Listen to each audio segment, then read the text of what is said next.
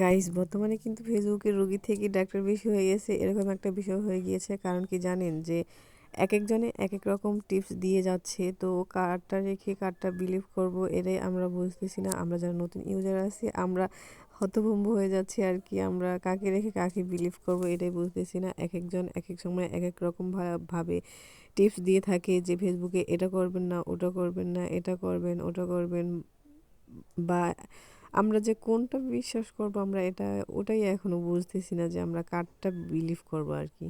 এ বলতেছে এটা সঠিক গাইডলাইন, ও বলতেছে এটা সঠিক গাইডলাইন, তো আমরা কোনটা রেখে কোনটা সঠিক ভেবে নেব সেটাই আমরা বুঝতেছি না। তবে আমরা যারা নতুন কন্টেন্ট ক্রিয়েটর আছি, তো আমরাই কিন্তু মানে বেশি আতঙ্কে আছে যে কারটা আমরা বিশ্বাস করব, কাকে ফলো করে আমরা কাজ করব। চলো, আসসালামু আলাইকুম, welcome to my new another video. কি অবস্থা সবার, কেমন আছেন? আশা করি সবাই ভালো আছেন। আলহামদুলিল্লাহ, আল্লাহ তাআলার অশেষ রহমতে আমি অনেক অনেক ভালো আছি। চলে আসলাম আপনাদের মাঝে নতুন একটি ভিডিও নিয়ে। তো ভিডিওটা যদি ভালো লেগে থাকে অবশ্যই লাইক, কমেন্ট অ্যান্ড শেয়ার করতে কিন্তু ভুলবেন না। তো আজকে সুন্দর একটা রেসিপি নিয়ে চলে আসলাম আপনাদের মাঝে। তো এটা শুরু থেকে শেষ পর্যন্ত আপনারা দেখতে থাকুন। আজকে আমি তেলের পিঠা বানাচ্ছি। এটাকে আমাদের এখানে বলা হয় তেলের পিঠা বা আমতাসা পিঠাই বলা হয়। তো আপনাদের কোন জেলায় কী নামে পরিচিত এই পিঠাটা, তো অবশ্যই কিন্তু কমেন্টে জানাতে ভুলবেন না। আমরা এখানে আমতাসা পিঠাই বলি, মানে আমাদের শরৎপুরে এখানে আমতাসাই বলে, এরকমটাই আমি ছোট থেকে শুনে আসতেছি। তো আপনাদের কোন জেলায় কী বলে অবশ্যই কিন্তু কমেন্টে জানাতে ভুলবেন না।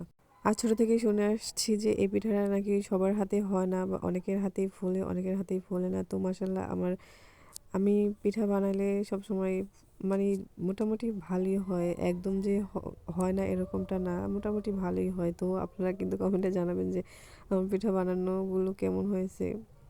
তবে একটা কথা কি জানেন, চেষ্টা করলে মানুষ সব কিছু পারে। আপনারটা একদিন ভালো হয় না, তো আপনি আরেকদিন চেষ্টা করুন। এভাবে যদি আপনি মনে করেন যে একদিন ভালো হয় নাই, নেক্সট দিনও ভালো হবে না, এটা ভেবে আপনি সেই কাজটাই বাদ দিয়ে দিলেন, তো এটা করলে কি কখনো আপনি সেই কাজ থেকে সফলতা অর্জন করতে পারবেন বলেন? তো আপনি সবসময় চেষ্টা করবেন উম, মানে ভালো কিছু করার।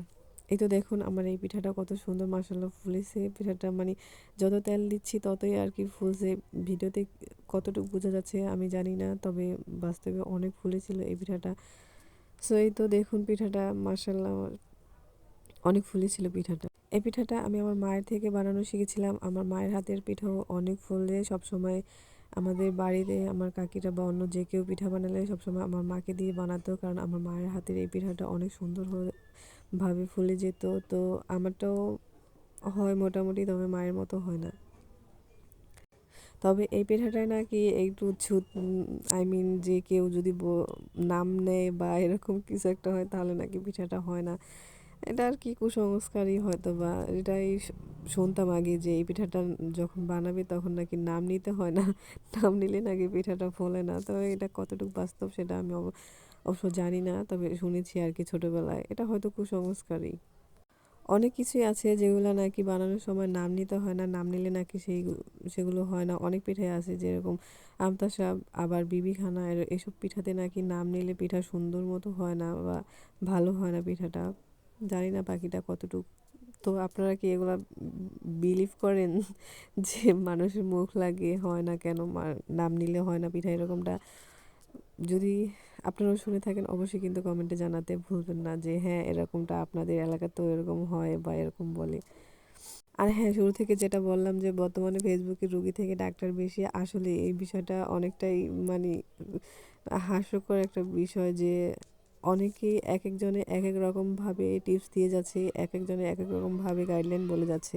কেউ বলতেছে 15 সেকেন্ডের নিচে ভিডিও আপলোড করলে নাকি মনিটাইজেশনই পাবে না, আবার কেউ বলতেছে যে এটা ফেসবুকের গাইডলাইন 15 সেকেন্ডের ভিডিও আপলোড করতে হবে, তবে সাথে সাথে রিচ এঙ্গেজমেন্ট ধরে রাখতে আপনাকে 5-7 সেকেন্ডের ভিডিও দিতে হবে। তো এখন নাকি ওটাতে মনিটাইজেশন দিবে না। সো আমরা কোনটা রেখে কোনটা বিলিভ করবো এটাই বুঝতেছি না।